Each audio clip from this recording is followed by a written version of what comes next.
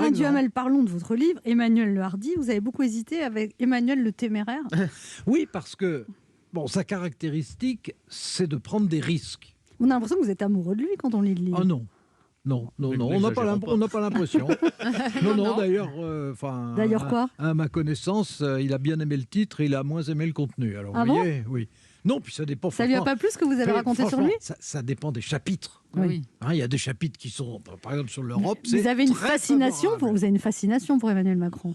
Écoutez, j'aime mieux quelqu'un de brillant et contestable que quelqu'un d'insignifiant. Vous parlez de qui ? Je trouve que c'est mieux. En parlant d'insignifiant, vous n'êtes pas sympa avec François Hollande, hein c'est ça.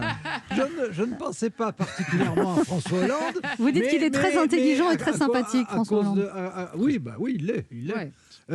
Non, mais à cause de mon âge, j'ai vu quand même 3 générations de dirigeants politiques. Ouais. Et des dirigeants politiques qui ont un cerveau qui fonctionne très bien et qui soient capables de prendre des décisions et des risques, il n'y en a pas tellement.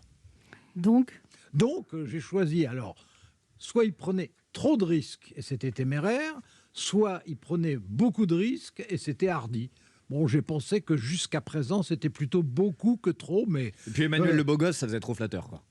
Ça, c'était exclu. Mais encore que le fait d'être plutôt bien de sa personne, c'est pas un handicap politique.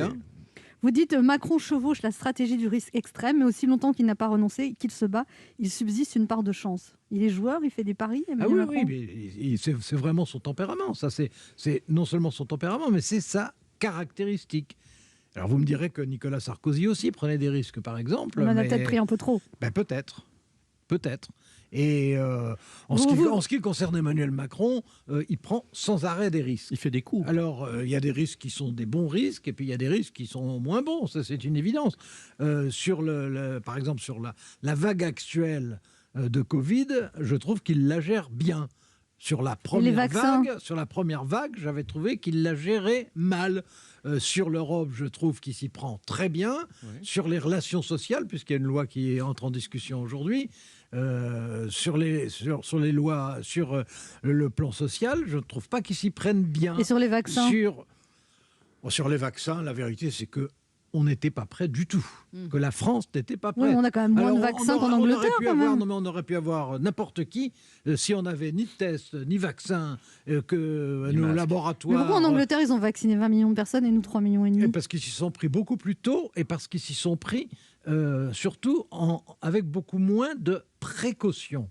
Et là, on paie... Ça, c'est Chirac qui l'avait fait intégrer dans la Constitution. On paie le principe de précaution.